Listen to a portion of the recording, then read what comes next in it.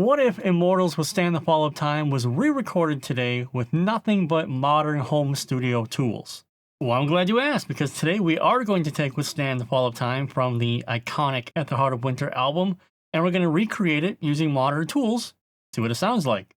Now, speaking about At the Heart of Winter, actually, there's an interesting backstory behind that album in particular. You see, at that point in time, Immortal was in a weird place, and they had to make a pretty big decision before moving forward with that album. Essentially, Demonaz had severe tendonitis in his arm. In talking about that album in 2023, Demonaz actually admitted that he couldn't play guitar for long periods of time, but he still wanted to be part of the project, and he still wanted to work together with the guys. But the truth is that they could not have done it without me, because it wouldn't work, because I was the main writer for the lyrics and we wrote the music together. If we didn't do it that way, it would be different, so we were just waiting for me to get better. Now, when you look online at the credits, Demonaz pretty much has all the lyrical credits, and then when it comes to music, it's essentially Abbath and Horgh who wrote the music and arranged it together. And this arrangement basically was how things were going to go until Demonaz reclaimed Immortal many years later. In terms of production, I mean, obviously the earlier albums had varying degrees of production values, but the album before At the Heart of Winter, Blizzard Beasts, was actually a killer album. The issue is it was literally buried under a snowstorm of production woes. What I mean is songs sounded different from each other, some sounded better, some sounded worse, and this ultimately produced a very uneven listening experience, and that was something Immortal did not want to have for At the Heart of Winter. So Immortal headed to the Abyss recording studio, where Peter Tagtgren gave their sound a serious upgrade. Peter really helped the band get to the next level. I say this from my heart. We would not be here today if it weren't for Peter Tagtgren. We owe him everything. I love that guy. The result was an album that had a clear, heavy sound that still preserved raw elements. However, vitally, it had definition. And considering Immortal's colossal riffs and the blackened thrash type of style that they brought out with At the Heart of Winter, this was really important, and it's what helped this album withstand the fall of time. So, I mean, how could we possibly recreate this, right? I mean, we don't have access to the Abyss recording studio. We don't have Abbath, we don't have Horgh, but we do have access to modern amp simulators, drum libraries, and high-quality tools. So by using fundamental mixing and production skills and making good decisions, we should be able to get a pretty good sound. So first things first, for this recreation, I recreated a kit in Superior Drummer 3 Core.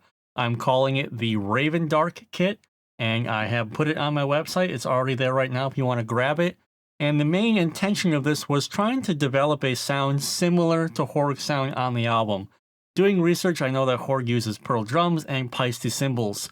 It was pretty simple to find drums and cymbals here that made sense and matched the elements that I heard on the album. And from there, it was just making the drums sound good, but not over-processing them. At the end of the day, we got a sound that pretty much came like this.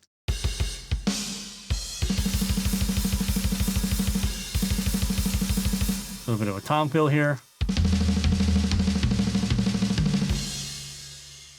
Sounds really good. Now for guitars, I once again used my second wave black metal preset pack because I had already created an Immortal tone inspired by this album, but there is one caveat here.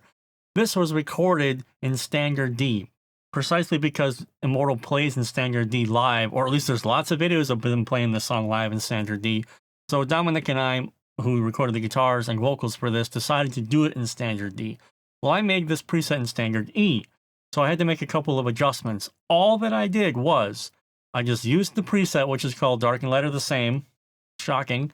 All I did was engage the overdrive, its neutral settings, and then I increased the gain. That's it, okay? That's all I did. Otherwise, the preset is exactly the same to what you hear and what you get in the second wave black metal preset pack. This is obviously for Nolly X, so if you have Nolly X, you can grab these presets on my website right now. Link to that below in the description. For processing here, very simple. Did low cut, high cut, one little mid-range honk, brightened up the guitar tones a little bit, and then the classic Andy Sneap trick with a little bit of palm mutes. That's it. These are all stock plugins, by the way. Inside Cubase, nothing at all unusual here. This is a volume plugin that I used after I did some automation. Once again, stock plugin, nothing unusual. So the guitars sound like this.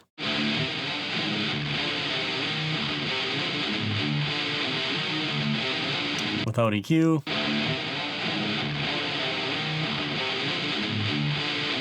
Great, sounds black metal, sounds awesome. Bass, yeah, bass, big whoop, nobody gives a shit. Bass, EQ, compression, whoopity da lula. Vocals, so vocals sound like this. Blackening sky never ends as we stand the fall of time. Super basic stuff here. We are doing basic compression on the vocals here. The second track of vocals, I have a chorus on here to add some extra movement, so it's a little bit different, and it's tucked down a little bit in volume. And this goes to a vocals bus, which has a multi-band compressor. Again, these are all stock plugins. I'm just adjusting and compressing things in certain regions differently, and I'm able to turn certain areas of the vocals up or down as I please. That's all I've done here. This goes into a de-esser, stock plugin, limiter, stock plugin, and stereo delay with a quarter note and then quarter note dotted to add a little bit of movement, like a kind of a interesting slapback type of idea. And then reverb, which is, this is the most basic bones reverb that you have in Cubase, stock plugin. Like I said, vocals sound like this. Blackening sky never ends as we stand the fall of time. Now, in terms of mixing, the only third-party plugin that I have is actually Ozone. I'm just doing a subcut here, a little bit of a low mid cut, and I'm doing a high shelf, add a little bit of extra energy, and a limiter. That is the extent of all mixing that I've done on here. So if I bring up my mixer here, that's it. Those are all the mixing plugins that I have on here. So this is very clearly not overproduced or overmixed. So here it is, 1 minute of Immortals Withstand the Fall of Time, rebuilt, reborn with modern home studio tools. Blackening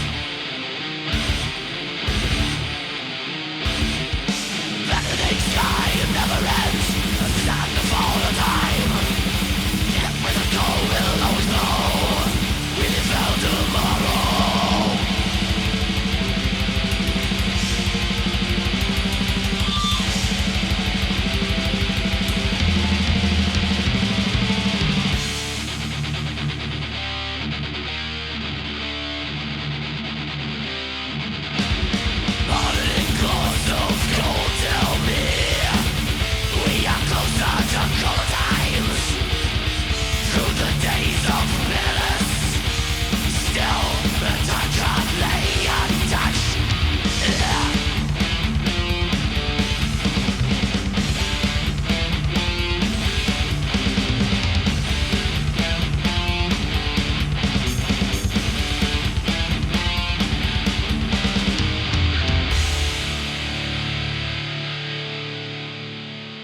Well, there you go. And if there's one thing we can always count on from Immortal, it's them delivering riffs colder than the mountains of Blashirk.